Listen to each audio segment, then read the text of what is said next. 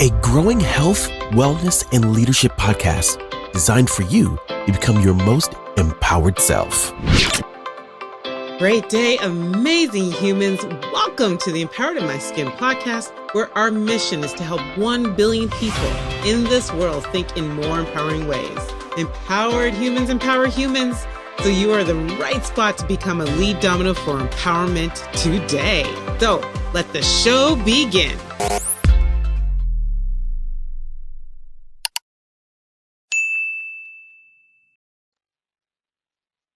Yes, great day, amazing humans, and welcome to our first November episode on the Empowered in My Skin podcast.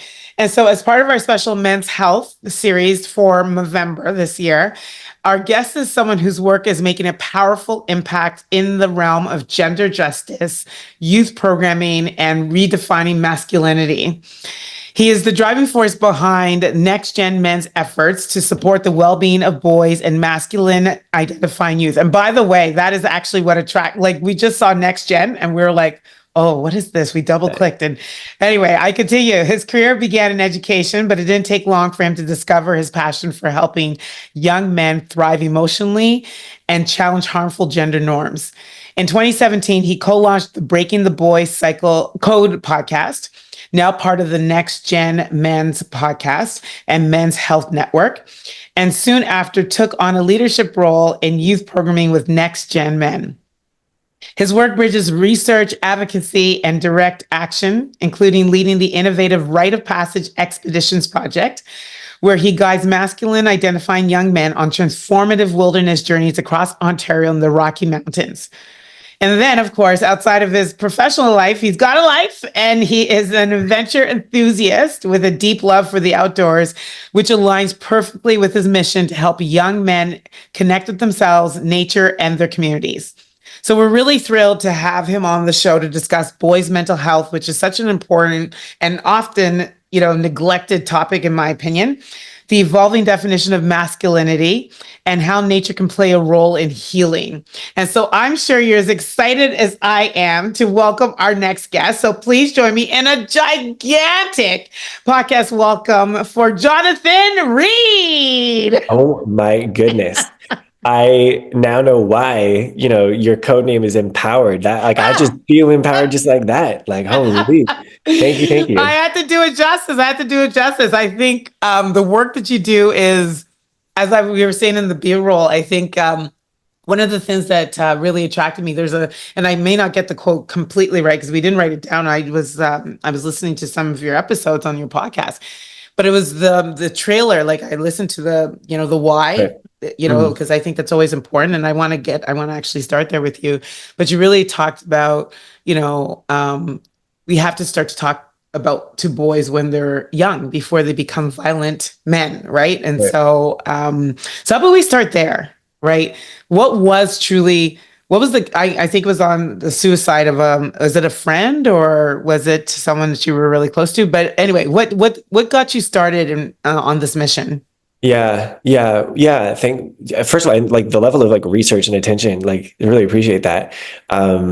Because you're right. Yeah. That there's different, with anybody, right? In finding their passion. And by the way, imagine finding your passion and getting paid to do it when you're in your 20s, oh my, goodness. Anyway, but there's lots of different origin points, but one for sure is my experience with we could just call it gender-based violence growing up. So when I was in middle school, I had long blonde hair and I was quite small. And I don't know if this is an uncouth way to put it, but I got called a fag before I even knew what that meant. That's how I found out that word, right? And I got told every day, you're a girl, you're gay, cut your hair.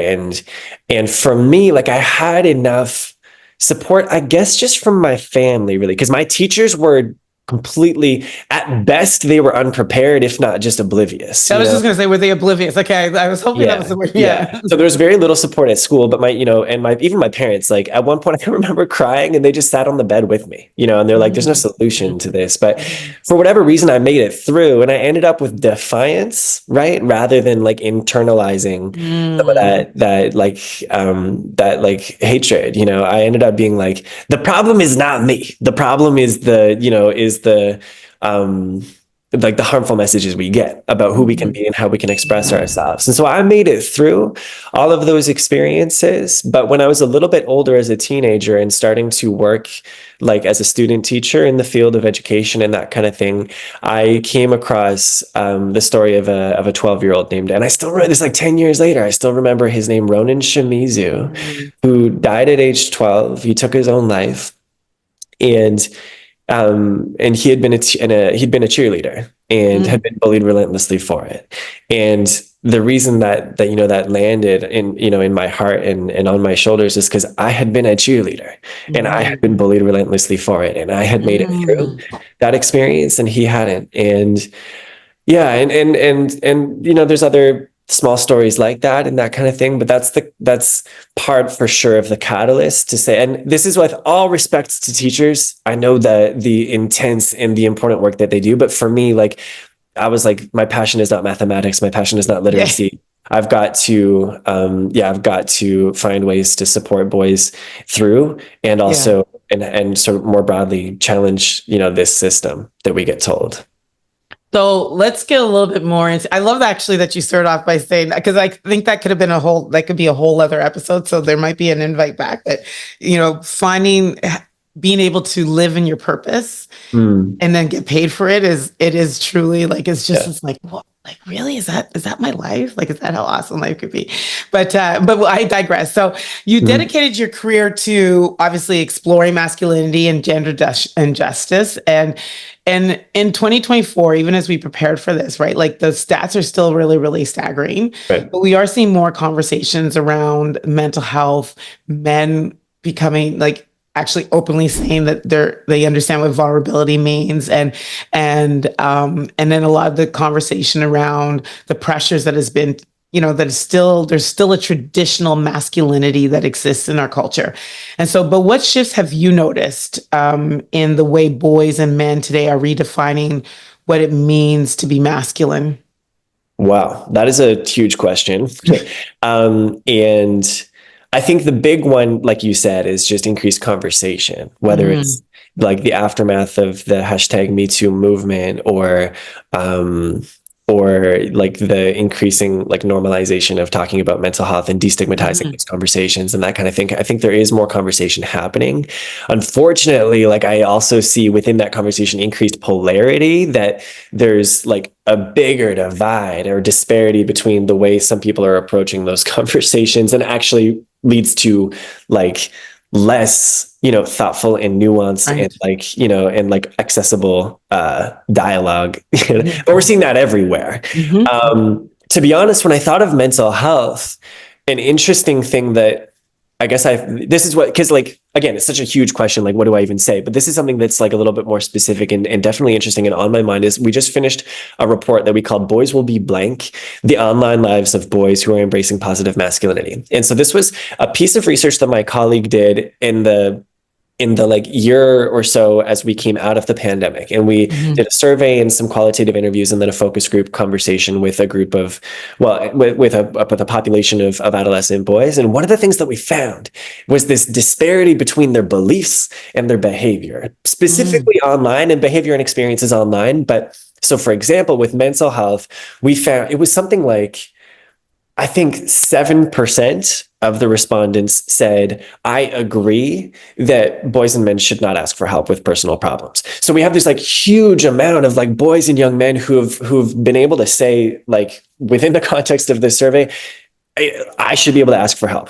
Sorry, that was 7% that said I shouldn't. So wow. That's right. Okay. So it's like, that's great, right? Yeah. So many boys are like, it's this, like, we should be able to ask for help. Yeah. Yeah. But then what we also saw is, and by the way, these boys, know what person, like they also talked about, like, I have felt overwhelmed. I felt not myself. I felt stressed. Like I felt that on a daily, weekly, monthly basis. It was like 93%. So they're connected to they connected to their feelings. Okay. Yeah, exactly. But we also saw that I think it was 16% of the youth in the survey had actually asked for help in the last month.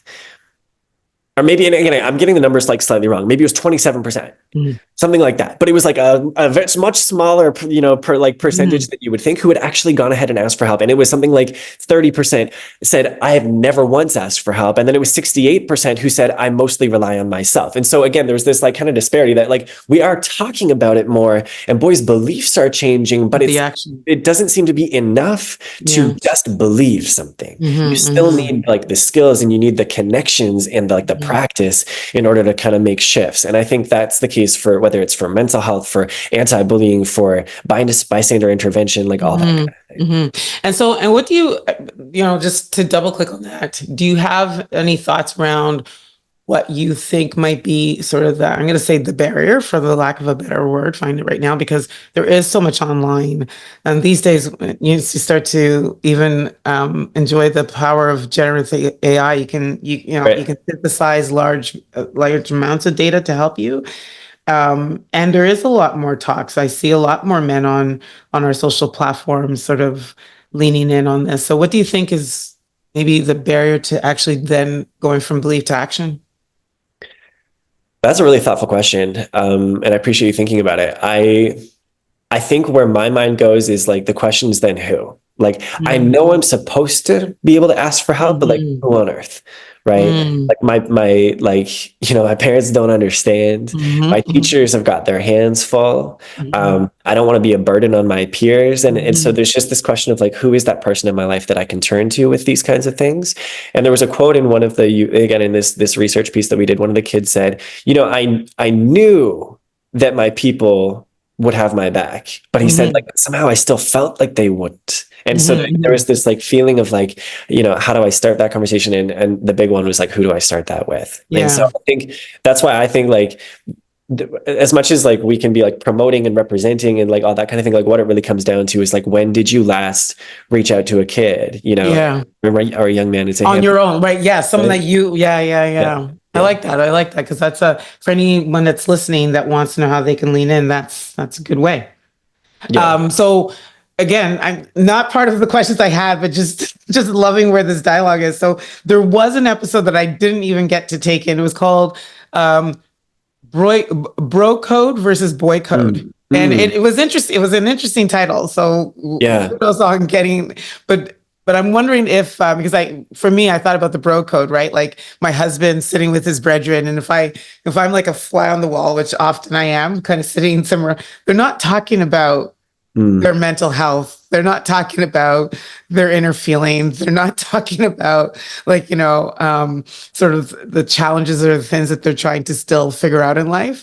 Is that what the bro code is, like, versus boy code? Or can you that was such a cool conversation. And that's like that's the exciting or valuable part of like talking with boys themselves, is like they are so articulate and thoughtful, and like it's just their lived experience, right? So an example of this like disparity was a conversation with a 12-year-old who had made this group of friends, and they were fun. Like they prank called people. They like played basketball, went skateboarding, and like played PlayStation. Like they were a really great group of friends. And so he's in grade 7 or something like that. And they were also just like edging like a little bit towards violence, and like they would have beef with other kids at school, and like in that part of the city, like that beef was like let's throw hands kind of situation. And so he was in, and it kind of like, and it's the kind of thing where like it happens and it happens again, and then it like someone snitches and it happens and it happens again, like it just like it continues and that kind of thing. So it was getting worse, not better.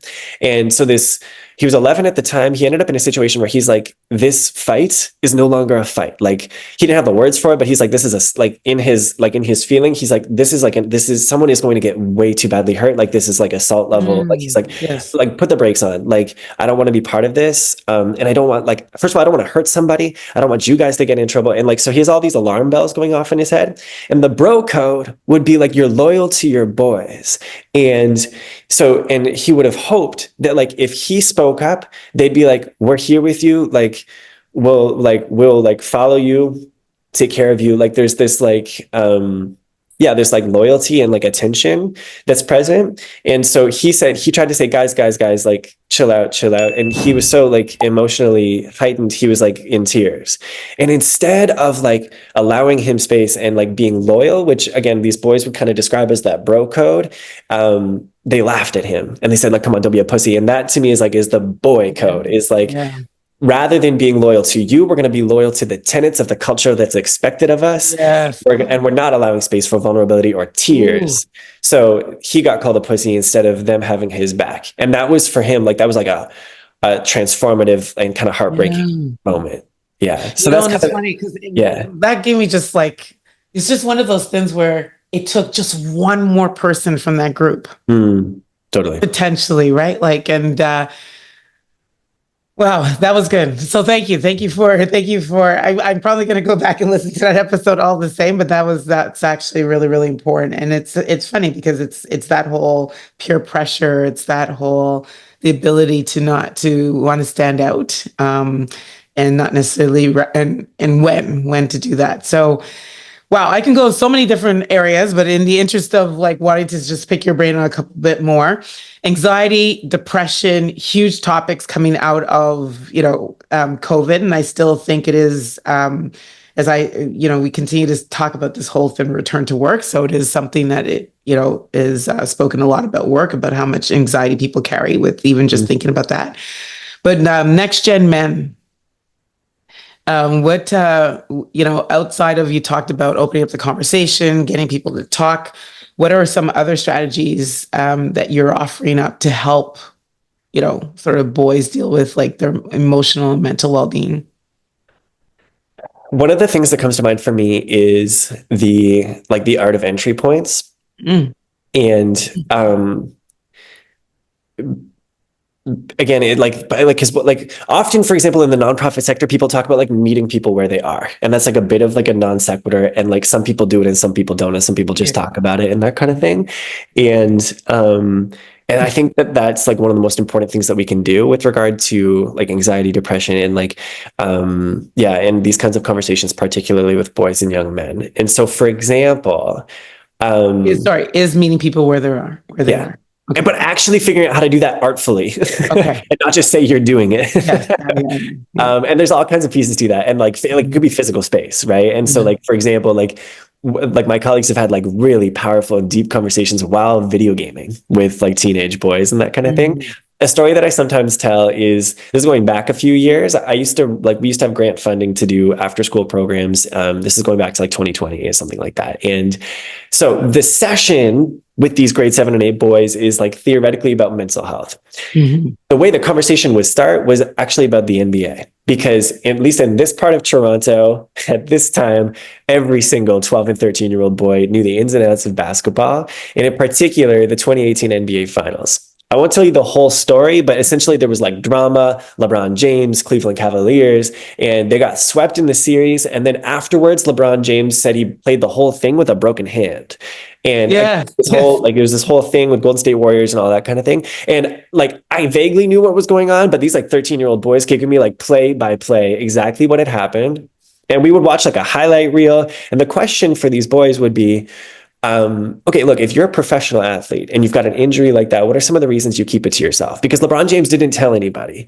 And they would say, oh, I don't want to let my teammates down. I don't want to be a burden. I don't want to be the center of attention. I don't want to be taken advantage of. Like, there's these different reasons. And that's where the conversation would then shift to, if you're a boy or a young man struggling with stress or mental health, what are some of the reasons you might keep that to yourself? And it's really, really similar. Like, I don't want to let my friends down. I don't want to be a burden. I don't want to be taken advantage of. Like, those are really, really similar reasons. And that's how we would enter the conversation. And we would sort of, the way I guess I imagine it is, starting in really familiar territory. It's very comfortable to talk about basketball. We can all do that. And then walk together into the more familiar, like unfamiliar landscape of mental health and well-being.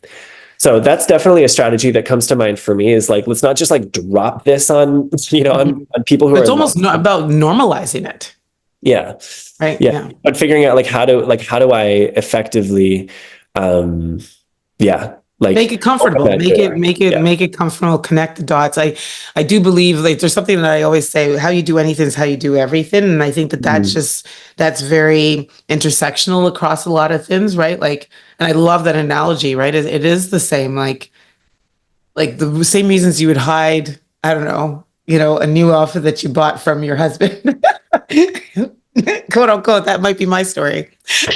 Might be the same reason I would hide something that's a little bit more personal. Like, right Right. now I'm challenged with a lot of like body, and people see me as this really, really strong human, and I don't want to be seen to be weak, or I don't want, people to be, oh, she didn't show up because of, So I get that. Yeah. Yeah. So digital era, woo, helping or harming? Wow.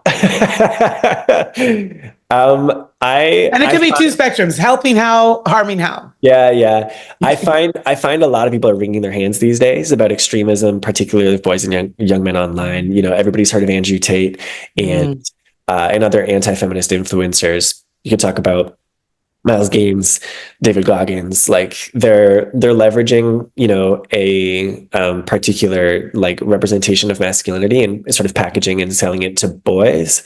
And there's obviously validity to that, but I think what gets missed when we're talking just about like, like extremist like subreddits or like video game and screen time, like I think what we're missing is that like what drives most people's experiences online, and especially boys and teenagers, is connection. Like that's what they're looking for, is connection.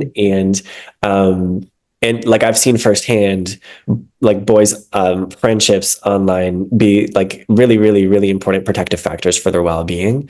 So obviously it's both. yeah. And like what makes the difference is the like the how, really, I guess, or the Mm, where, and the who, so mm, but yeah, no, it's like not going away. And like with um yeah, with like people again like kind of wringing their hands about like boys' well-being and like suicide rates and that kind of mm, thing, like one of the big like and also for gender-based violence and like pro-feminism and that kind of thing, like one of the mm, biggest under like recognized contexts to do that work is online. And I think it's yeah. important that whether it's parents, teachers, nonprofit organizations, that like we need to be thinking about how do we like build structures online that are supporting and promoting boys' well-being and positive Yeah. development. Yeah. And just a question for you, just because of, I don't know why this sort of came to mind when you were just saying there, is have you done research across like the various generations? And because I'm gonna go out on a limb here, that you are probably in the millennial. I'm ageless. I just turned 30 yesterday, actually. Okay, yeah. So Um, you are. I got a couple of decades on you. So have you done any research over the course of the generations? Like, are what is sort of what you are seeing now, let's say the next gen that's coming up, are there similarities to maybe, folks in my generation that might have been seeing that? I'm baby boom. Oh no, I'm not baby boomer. I'm after baby boomer. deny. Yeah, I don't know if I'm ready to say I'm in my 30s. I yeah, it's a growing centrality in young people's lives. And like Gen Z, talks a lot more about video gaming than, the previous generations and that kind of thing. I think one of the most helpful ways that I saw it in research was someone pointed out that for our older generations, we often like the way we experienced social media was this like bifurcation of you have your offline life and your online life. And for Mm, example, your social media might be photos of your like your offline life, or like organizing for get-togethers of your offline life. Like mm, it was like there's this space and that space, and I'm taking pictures of this one and putting it on that one, if that makes sense. I've never really explained that out loud, so I don't know if that totally totally made sense. But I think what we see now is like a much more intertwined experience, yes. that like your Mm. online and offline identity and relationships are a lot less Oh, like separable. mhm. And that's for sure the case. And so for example, with schools that are like totally unprepared. That is actually really, that was very poignant, by the way. I Yeah, thought and about so that like on the schools spot. are unprepared to figure out what to do. Like if cyberbullying is happening off school grounds, but on like within kids' online experiences, cyberbullying, like gender-based violence, like anything like that, like schools are like, I don't know what to do because it didn't happen at school, but for these kids, like it is like it's completely so part of their life, right? Yeah. So that's I think that's the big shift that, we could point to generationally. And is that something that you feel that school systems need to like, it's obviously, I think it's going to get worse before it gets better. So do school systems need to lean on that more? I've never actually heard that expressed before and figured it out. Yeah. I mean, the problem is that like everybody who's taking care of kids is constantly playing catch up, like trying to like, we have like these phone bans happening and like, there's like anti-social media legislation happening and and all these adults are desperately trying to figure out what to do. And I don't think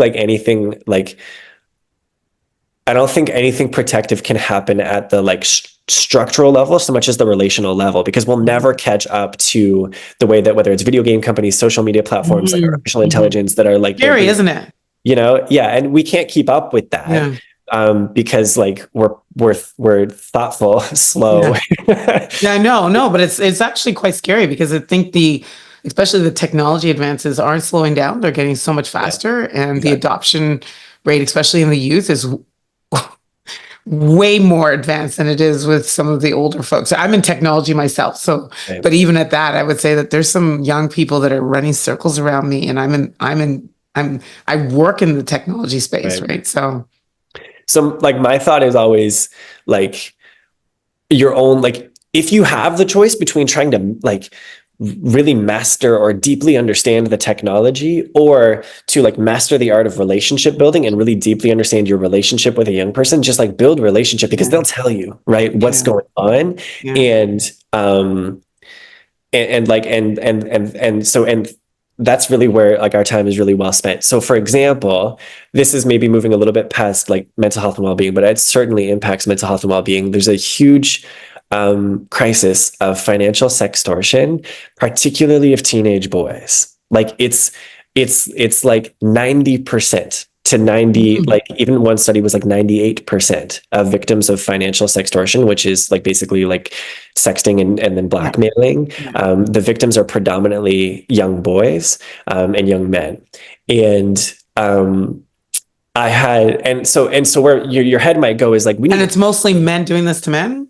It is. Yeah. And it's predominantly male. Men continue to be the primary perpetrators of violence, unfortunately. And I apologize for laughing about that, but yeah, that's totally reality.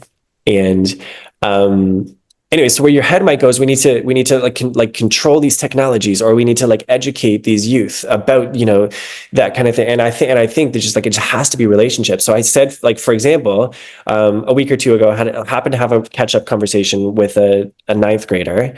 And he said, how are things going? And he said, I'm super excited. I met this girl, it's like super caught feelings, like she's the one, all that kind of thing. And I found out that he met her on TikTok. And so for me, like knowing what I know about the bells went off. So, and I said, can I just so I'm like super excited for you. Can I just tell you something? And, we talked a little bit about like what financial sextortion is and like what warning signs there might be. And I said, like, I really hope for you, she's totally normal. And like, you're like, Jonathan, that was a really weird conversation that was totally irrelevant to this content. But I was like, it's just important for you to know, right? None of that would have happened if I hadn't just asked, how are you doing? And he wouldn't have also answered if I hadn't put in the work to build that relationship. So I think that's the only thing really that we've got going for us is the work that we hold. And that kind of goes back to, I guess, an answer that you were providing earlier is just really, it's about asking about almost offering up some type of level of mentorship, but through meaningful connection. So, so as a parting message, you have the microphone. And I'm going to use I can't remember what podcaster says this, but this one comes to mind. I think it's a great one for you just because I find you're just brilliant with your answers. And this is it. This is the last message for all the mission. I know at 30, it's hard to believe that that's possible, but just imagine, just play with me for a bit. And for all the mission work that you've done, you have one last message that you can sort of leave on this topic of, redefining masculinity, really helping boys thrive in this world. What would it be?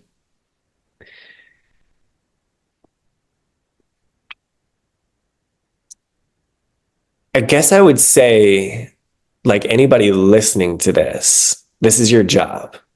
Mm. And it's not the job of two podcasters chatting. It's not the job of an Mm. educator, a researcher, a writer, a politician. It is the job of every single person who has a boy in their lives, which is everybody, whether you're a teacher or literally whether it's your nephew or the kid on your street. Like, it is your job to be building relationships with him, or with Mm. them, to be checking on them, to be supporting their development into, the best young men they can be.